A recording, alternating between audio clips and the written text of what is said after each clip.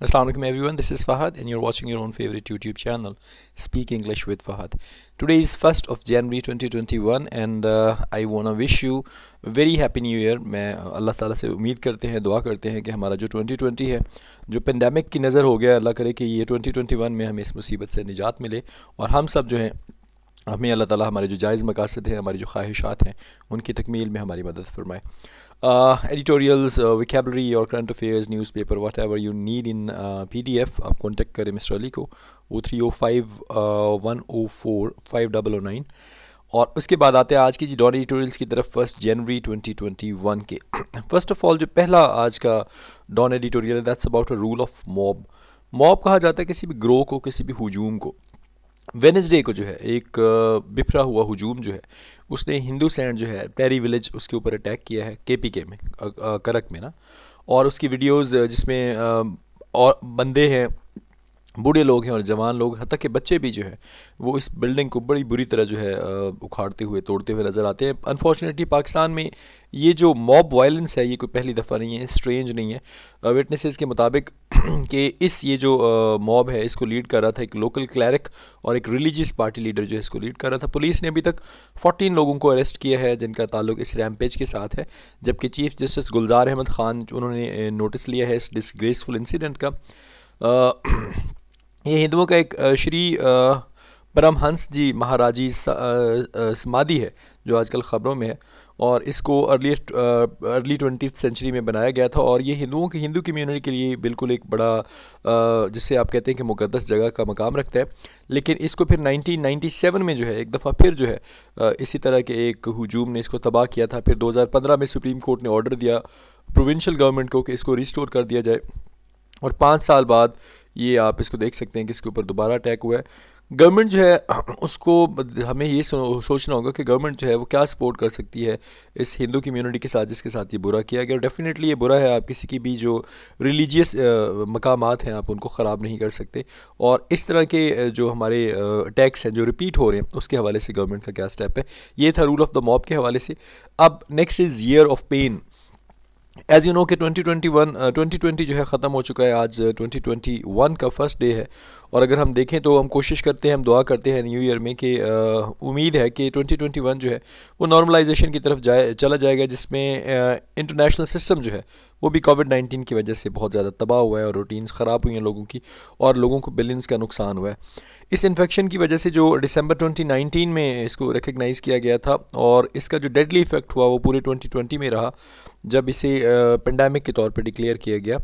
Recovery जो है उसको वक्त लगेगा. सेकेंड वेव जिसमें से अभी हम लोग गुजरे हैं और पूरी दुनिया ऑलमोस्ट गुजर रही है, जबकि नंबर ऑफ़ वैक्सीन जो हैं वो रेडी हैं इस के लिए और हमारी उम्मीदें हैं कि वो बढ़ रही हैं कि इंशाल्लाह हम इसको ख़त्म कर लेंगे. और इसके साथ साथ यूके और साउथ अफ्रीका जो है उसमें फ्रेश चैलेंजेस भी आए हैं जिनमें इसके कुछ न्यू वेरिएंट्स जो हैं वो सामने आए हैं. So that was all about these two.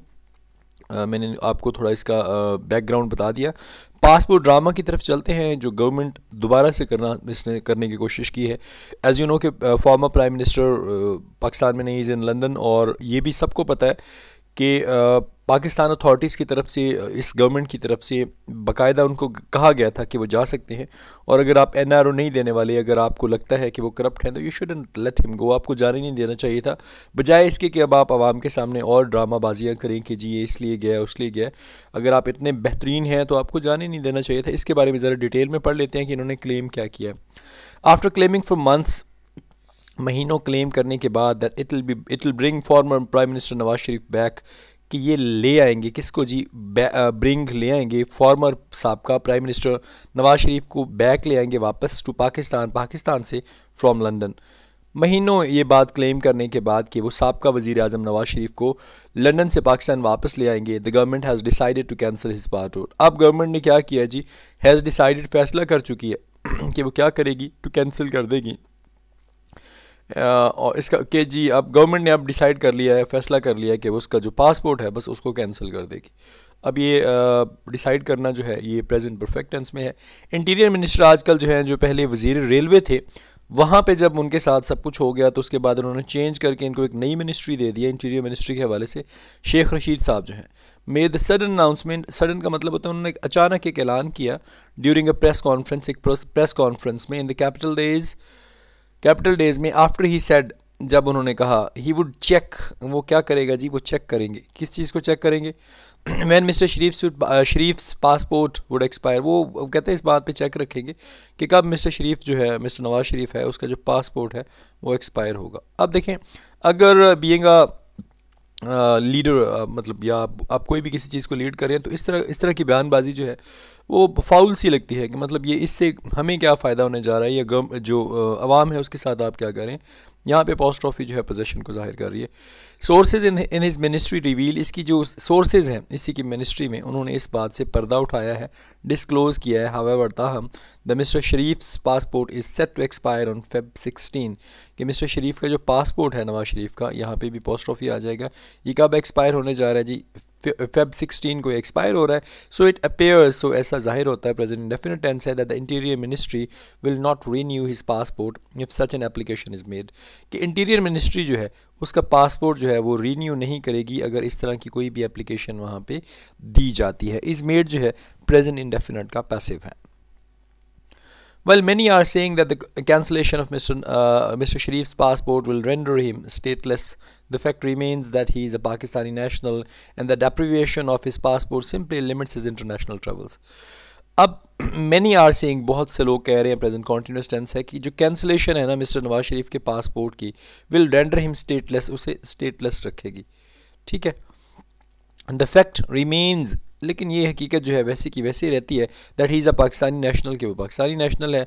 And the deprivation of his passport, deprivation का मतलब होता है महरूम कर देना किसी को, उसकी जो पासपोर्ट से महरूमी है, सिंपली लिमिट्स हिम, वो सिर्फ और सिर्फ उसे क्या करेगी जी, महदूद कर देती है हिज इंटरनेशनल ट्रैवल, कि वो इंटरनेशनल लेवल पे ट्रैवल नहीं कर सकता।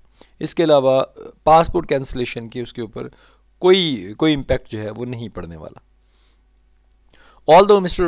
Rashid made the announcement as if it was good news for the government, ताहम मिस्टर रशीद जो है उन्होंने ये अनाउंसमेंट भी की कि जैसा कि ये एक अच्छी खबर थी गवर्नमेंट के लिए, it is unclear how this will benefit PTI, लेकिन अभी तक ये बात जो है वैग्यू है, अनक्लियर है, गैर वाज़ह है कि ये पीटीआई को फ़ायदा कैसे पहुंचाएगी।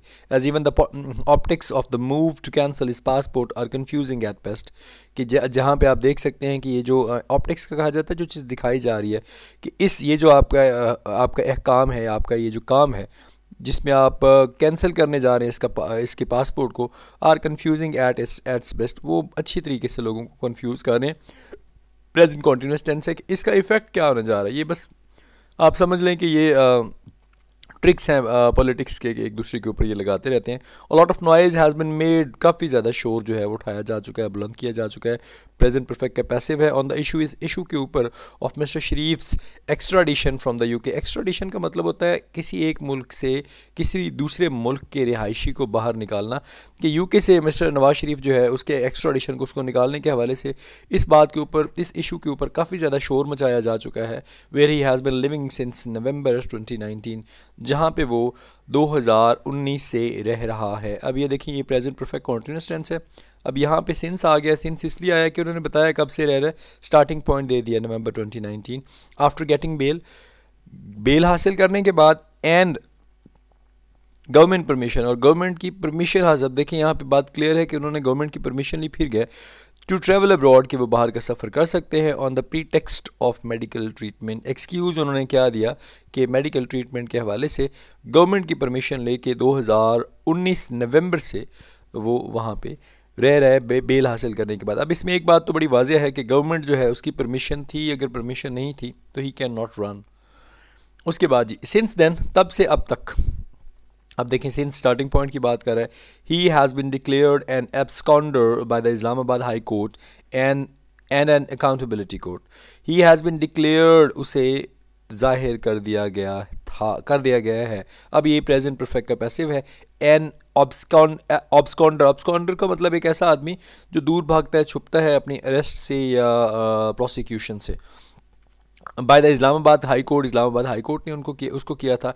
एंड एन अकाउंटेबिलिटी कोर्ट, और एक और जो है अकाउंटेबिलिटी कोर्ट, उसने उसको क्या किया था जी, उसको ऑब्सकैंडर जाहिर कर दिया, डिक्लेयर कर दिया, तो इसलिए वो अभी तक वहाँ पे है। अब यहाँ पे ना एन आपने देख लिया होगा, आर्टिकल है। अब आर्टिकल के बाद बिकॉज ये अल्फ़ाबेटिकली यानी वाउल साउंड देगा तो आगे एन आएगा वरना आ जाएगा। And the government has vowed to bring him back, government क्या कर चुकी है जी, वोव कर चुकी है कि वो उसे वापस ले आएगी, प्रेजेंट परफेक्ट टेंस है। इन दिस रिगार्ड, इस हवाले से several ministers and advisors have given deadlines of January 2021 and made tall claims about the impending success of their request for his extradition to the British government. इस हवाले से काफ़ी ज़्यादा ministers और advisers जो हैं हैव गिवन डेडलाइंस, वो deadlines दे चुके हैं। कब की जी? जनवरी 2021 की। इस हवाले से काफ़ी ज़्यादा मिनिस्टर्स और एडवाइज़र्स जो हैं जनवरी 2021 की डेडलाइन दे चुके हैं, प्रेजेंट परफेक्ट है। एंड मेड टॉल क्लेम्स, और बड़े बड़े जो है वो दावे कर चुके हैं अबाउट द इम्पेंडिंग सक्सेस, उनकी करीब आती हुई कामयाबी में, ऑफ देयर रिक्वेस्ट, उनकी उस दरख्वास्तों के ऊपर, फॉर हिज एक्स्ट्राडिशन, जो उसे मुल्क से निकालने के लिए हैं, to the British government, British government को उसके मुल्क से निकालने की उनकी दी गई दरख्वास्तें, जिन्हें वो करीबी सक्सेस समझ रहे हैं, उनके हवाले से वो बड़े बड़े दावे कर चुके हैं।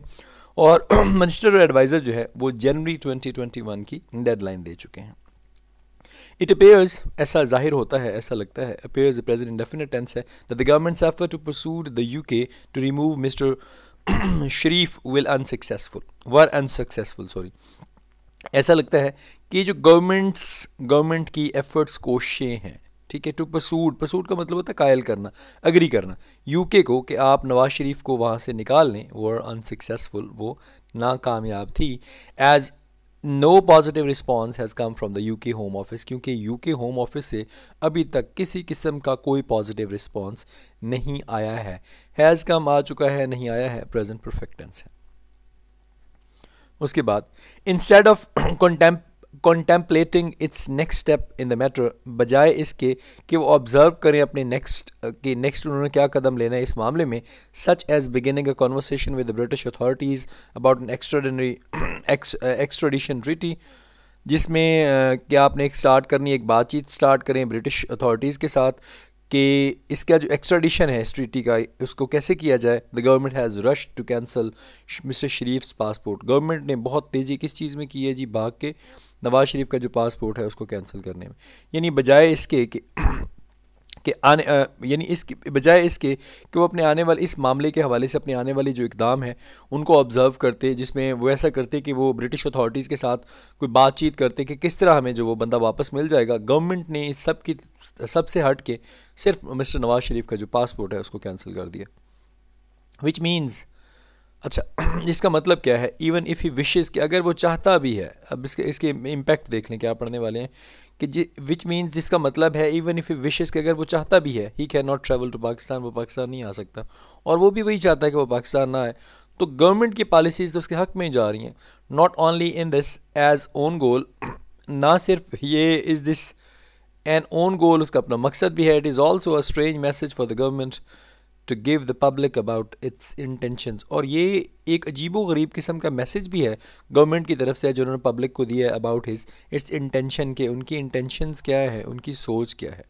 Under pressure of their own deadlines, अपनी दी गई डेडलाइंस के प्रेशर में इट अपेयर्स, ऐसा जाहिर होता है, द अथॉरिटीज़ हैव कंक्लूडेड, कि अथॉरिटीज़ इस फैसले पे पहुंची हैं या ये कंक्लूड कर चुकी हैं, ये फाइनलाइज कर चुकी हैं, that if they can not somehow force mister Sharif to return now, कि अगर वो किसी भी तरह फोर्स नहीं कर सकते नवाज शरीफ को कि वो वापस अब आए, they do not want him at all, वो उसे बिल्कुल वापस चाहते ही नहीं हैं। The passport cancellation is a pure politics, ये जो पासपोर्ट को कैंसिल करना है ये खालिसतन, ये क्या है जी, ये सियासत है। And will not impress anyone, और ये किसी को भी इम्प्रेस करने वाली नहीं है। इफ़ एनीथिंग, अगर कुछ भी, it gives mister Sharif a fresh excuse to evade the courts and remain in the UK, अगर कुछ भी इसका फ़ायदा है तो ये क्या करती है जी, इट गिव्स, ये देती है मिस्टर शरीफ को एक बिल्कुल ताज़ा किस्म का बहाना, फ्रेश बहाना, कि वो बच सके, द कोर्ट से निकल जाए, इवेड कर सके, एंड रिमेन इन यूके, और आराम से यूके में रहे। So that was all about today's 3 editorials. Hope so आपको अच्छा लगा होगा, और किसी भी हवाले से आपके कोई कमेंट्स हैं तो please let me know in the comment box. अपना बहुत ज़्यादा ख्याल रखें, enjoy your new year, may Allah bless you all. अस्सलाम वालेकुम, अल्लाह हाफ़िज़।